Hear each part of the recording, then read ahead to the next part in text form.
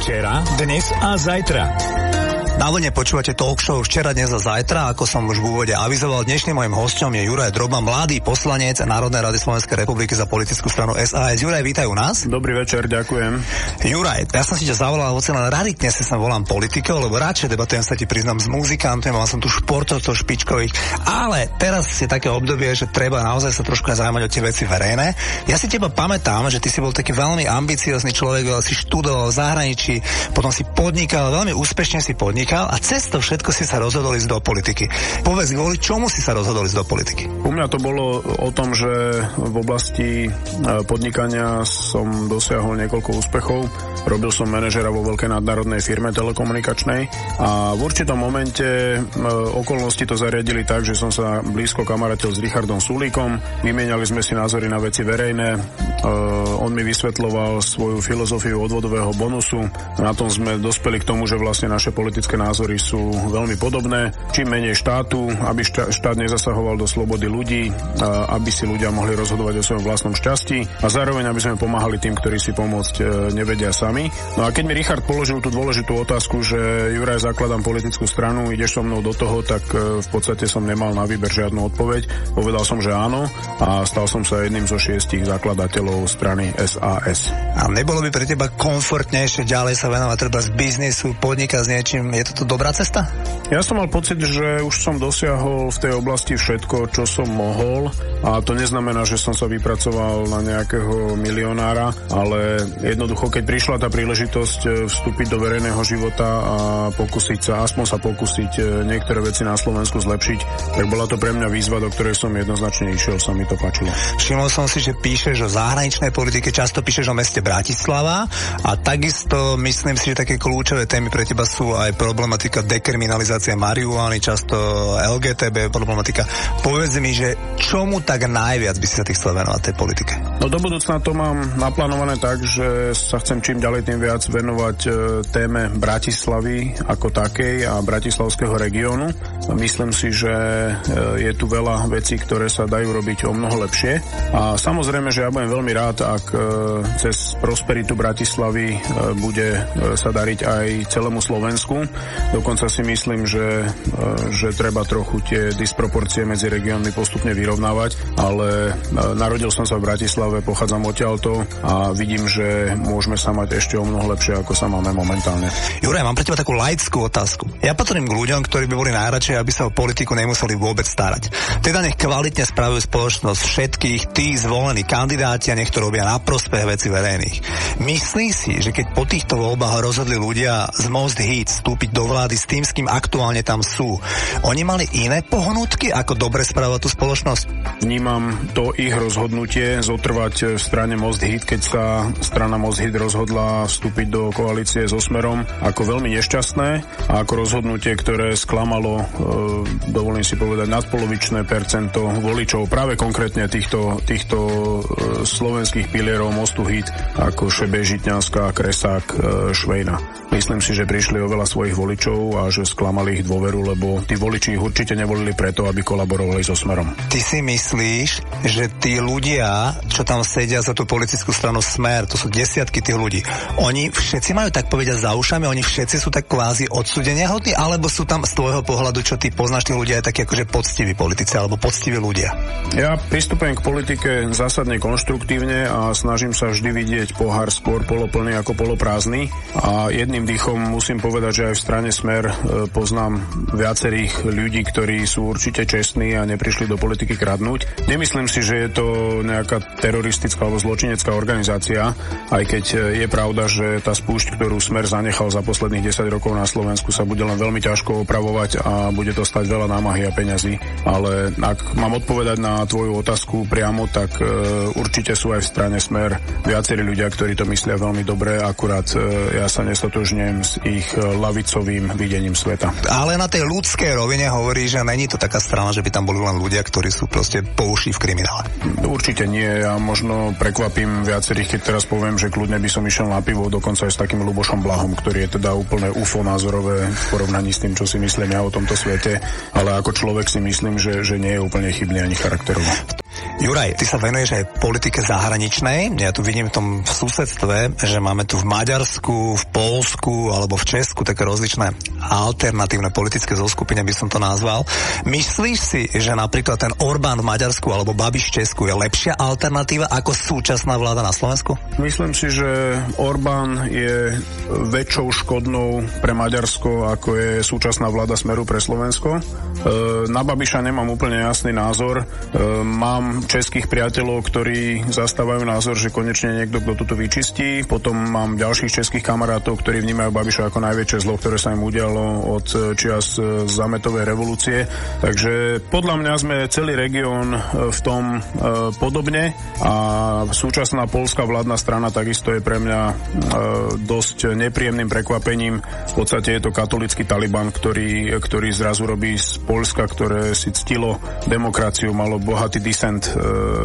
Zrazu sa z toho stáva normálne farská republika a na to sa mi ťažko pozerá. Akože sú príliš konzervatívni? Nielen konzervatívny, konzervativizmus ako taký ma nevyrušuje až tak, ako ma vyrušuje pretlačanie katolíckej cirkvi a toho dogmatického katolického videnia sveta. Ja som sám katolík, ale napriek tomu to budem vždy kritizovať, lebo si myslím, že náboženstvo a politika sa miešať nemajú. Ešte mám jednu otázku v zahraničnej politike. Medzinárodná politika, aktuálne veľká časť sveta vytvára tlak na Rusko. Nazdávaš sa, alebo teda neobávaš sa, že to môže byť kontraproduktívne a priniesie to naopak nárast sympatie k Putinovi? Tak nárast sympatie k Putinovi už asi vyšší ani byť nemôže v Rusku, lebo má dlhodobo vysoké percentá a myslím si, že ak sa niektorá krajina na medzinárodnom poli správa ako gangster, tak to treba pomenovať a treba ho tak označiť. Čo sa nevylučuje samozrejme s tým, že treba konštruktívne spolupracovať s krajinou ako takou, lebo ja si nemyslím, že putinovské Rusko naďalej a navždy zostane putinovským Ruskom. Raz musí aj v tejto krajine zasvietiť slnko, avšak to, čo sa tam deje dnes, vnímam ako tvrdú autokraciu hraničiacu s diktatúrou, kde jeden človek a jeho verchuška a pár oligarchov absolútne ovládli 145 miliónovú krajinu, ktorá je najväčšou na svete rozlohou. Včera, dnes a zajtra. Hodina zaujímavých otázok a odpovedí s Romanom Juhásom. Naďalej máte naladené rádio Vlna, počúvate večernú talk show Včera, dnes a zajtra. Mojím hostom je Juraj Droba, ktorý nám teraz hovoril dosť veľa vecí o zahraničnej aj domácej politike, aby som to teraz odľahčil. Juraj, ty si v hudobnom rádiu, my tu hrajeme oldies hity od 60. rokov až po 90. roky. Povedz mi, akú úlohu v živote hrá populárna hudba u teba? Kedy si hrala veľkú, dneska už menej stíham počúvať hudbu, ale z času na čas vyrazím na dobrý koncert, keď sa niekde okolo Bratislavy alebo priamo v Bratislave vyskytne niekto, kto mi konvenuje a koho mám rád. Takže tá hudba ma sprevádzala celým životom, či sa nám to páči alebo nie. Povedz mi, že čo by si takého z toho nášho playlistu vybral, aby sme ti zahrali? Tak ak si mám vybrať iba jednu skladbu, tak asi trafím kapelu Depeche Mode, ktorá bola pre mňa kedysi veľmi dôležitá, určovala dokonca môj účes, môj štýl obliekania. Boli to 80. roky na gymnáziu a vyberiem niečo z tých starších. Skladba sa volá Everything Counts a myslím, že je z albumu Construction Time Again z roku 83 alebo 84. 83, dobre ti to ide, môžeš ma tu nahradiť, mám tu taký program, že hity rokov 80, kde hrám hity z 80 rokov a vidím, že máš encyklopedické vedomosti. Viem, že tu bol politik, predstav sa, ako si ty povedal paradoxne, bez toho, že by sme sa o tom zhovárali, že politik, ktorý je úplne na opačnej strane barikády, ale išiel by si s ním na pivo, sa volá Ľuboš Blaha, tak to je zatiaľ jediný politik, ktorý tu bol pred tebou. A ten aj v hudobnom biznise je úplne opačne ako ty, lebo ten je tvrdý metalista. Ten proste má rád metal a ty si bol ten depešák. Čiže vlastne od toho ráneho života sa to vezie, že ste obaja opačne, ale úžasné, a to chcem zdôrazniť, že aj ten politik Ľuboš Blaha ťa spomenul v tejto relácii, spomenul ťa v pozitívnom. Spomenul to takisto ako ty, že si na opačnom strane politického spektra, ale že ťa proste ľudsky si ťa váži. Tak je to vzájomné a to som rád, lebo napriek tomu, že sme súpermi v parlamente, tak vždy zostávame ľuďmi a sme dvaja ľudia, tak nevidím dôvod, prečo by sme nemohli spolu vychádzať s nejakou úctou a rešpektom.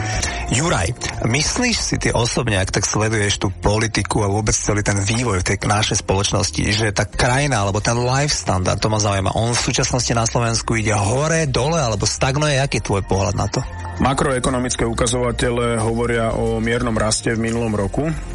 Nedávno sme si ale prečítali a dozvedeli sa, že tie čísla neboli úplne presne také, aké nám ich ministerstvo financií uvádzalo, ale Ak sa pozrieme na to, kde sme boli v roku 89 a kde sme dnes, tak si myslím, že aj tí najväčší skeptici musia uznať, že Slovensko sa predsa len kúsok dopredu posunulo.